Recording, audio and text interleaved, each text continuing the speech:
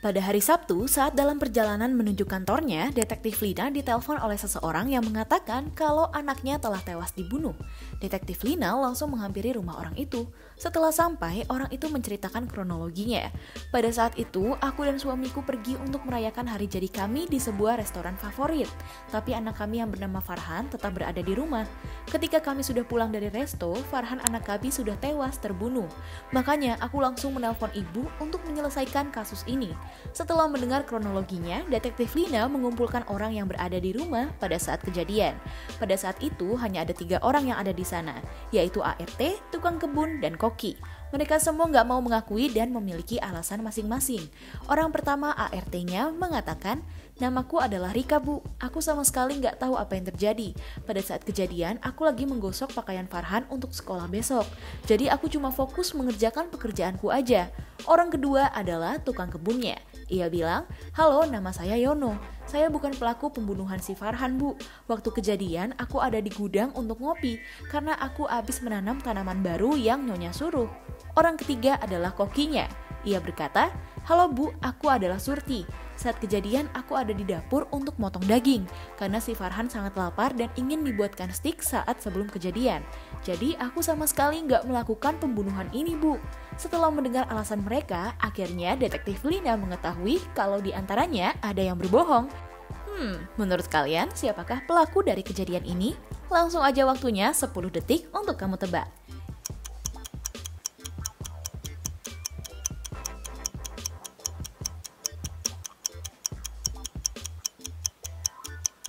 Gimana guys, kalian udah tahu siapa yang telah berbohong? Jadi pelakunya adalah ART-nya alias Rika. Karena ngapain dia menggosok baju sekolah yang dimana besok adalah minggu atau hari libur ya? Udah pasti dia berbohong untuk menghindari Detektif Lina. Hayo, kalian bener nggak di teka-teki pertama? Akhirnya Detektif Lina langsung membawa ART-nya ke kantor polisi tuh.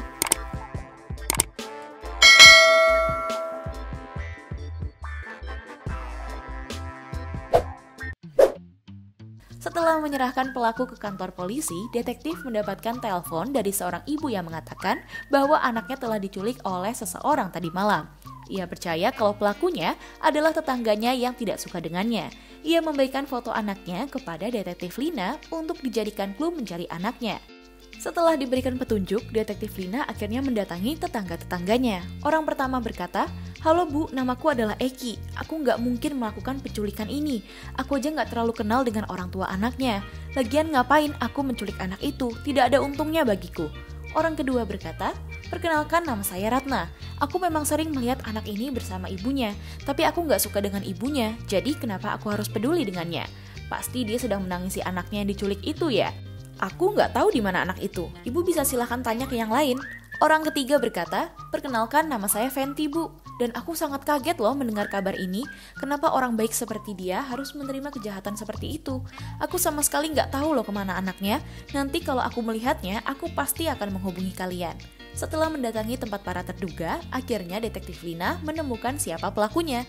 Menurutmu siapakah yang telah menculik anak itu? Waktunya 10 detik untuk kamu tebak.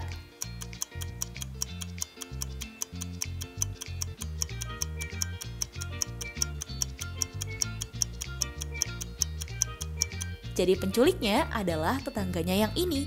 Coba deh kamu perhatikan rumahnya. Pasti kamu melihat boneka yang sama dengan yang ada di foto anak ini. Hayo, tadi kamu jawabnya tetangga yang mana nih? Kasih tahu aku di kolom komentar ya. Detektif Lina langsung mengamankan orang ini untuk dimintai keterangan lebih lanjut.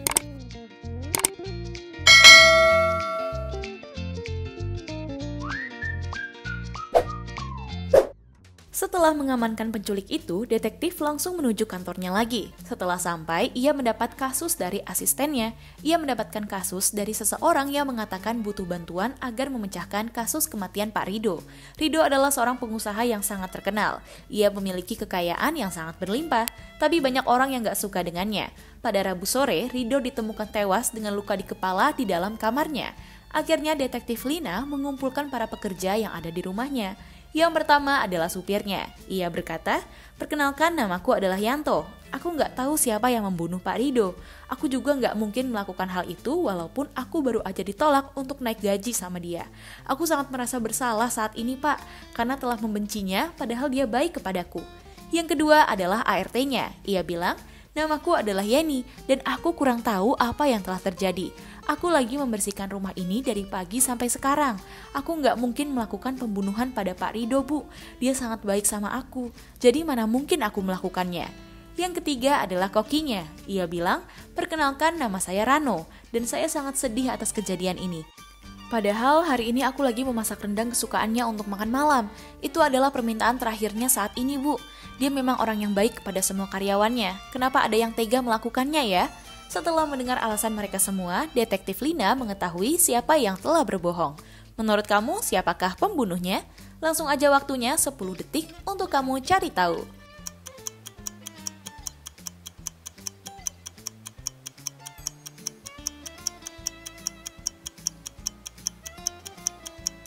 Hayo, siapa nih yang menjawab kalau pelakunya si Koki? Wah, kamu salah banget. Pelakunya adalah ART-nya. Coba deh lihat dirinya. Ada darah yang menempel di pakaiannya tuh. Kalau si Koki pisaunya ada darah karena dia sedang memotong daging. Gimana? Kalian ada yang terkecoh nggak nih? Akhirnya ART-nya dibawa Detektif Lina untuk dimintai keterangan lebih lanjut.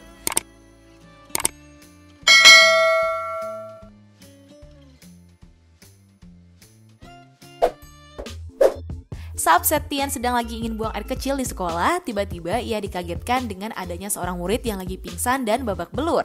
Diduga kalau anak itu bertengkar dengan salah satu siswa di sekolahnya. Septian pun berteriak dan memanggil security agar menyelesaikan kasus ini. Akhirnya security pun datang ke toilet untuk memastikan keadaan siswa itu dan ngecek CCTV untuk mencari tahu siapa pelakunya.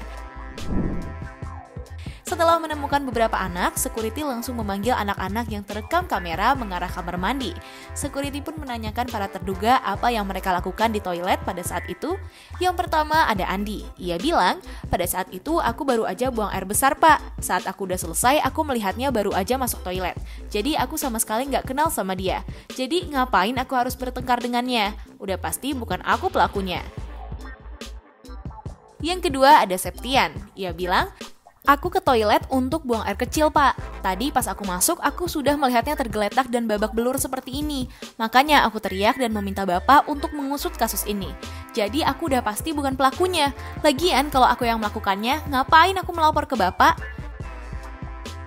Yang ketiga ada Riko. Ia bilang, "Aku saat di toilet sih cuma ingin mencuci muka dan menyegarkan wajah aja, Pak. Memang aku bertemu dia, tapi dia lagi buang air kecil saat itu. Jadi aku langsung keluar toilet untuk kembali ke kelasku. Nah, jadi aku nggak tahu siapa nih yang melakukan pemukulan itu. Yang pasti bukan saya, Pak, pelakunya." Setelah mendengar alasan dari mereka semua, akhirnya Pak Security masih kebingungan untuk mencari tahu. Yuk kita bantu Pak Security untuk mencari tahu siapakah pelaku pemukulan siswa ini. Waktunya aku mulai dari sekarang.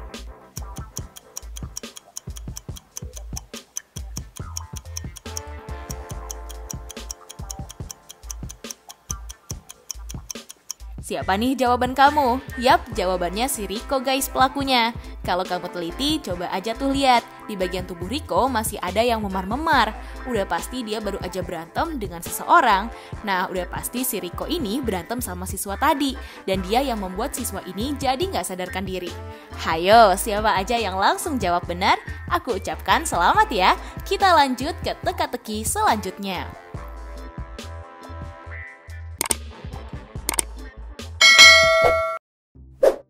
Di teka-teki terakhir ini, keadaannya seperti ini guys. Kalau aku lihat di antara orang ini, ada yang salah satunya orang hamil yang bodoh. Coba kalian perhatikan ya, karena kalian akan nemuin beberapa clue untuk menjawab teka-teki ini. Langsung aja waktunya 10 detik untuk kamu jawab.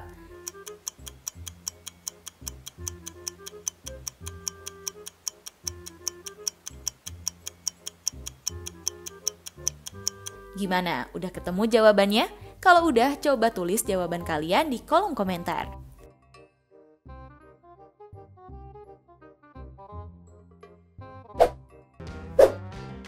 Nah, itu dia guys, beberapa kasus teka-teki logika yang harus diselesaikan Lina sebagai detektif. Apakah kamu menjawab semua pertanyaan dan jawabannya benar semua? Coba dong kasih tahu aku di kolom komentar. Jangan lupa subscribe, like, dan share video ini ke teman-teman kalian ya, agar video ini bisa bermanfaat untuk kalian dan orang lain. Tips pintar selalu lebih tahu. Peace out!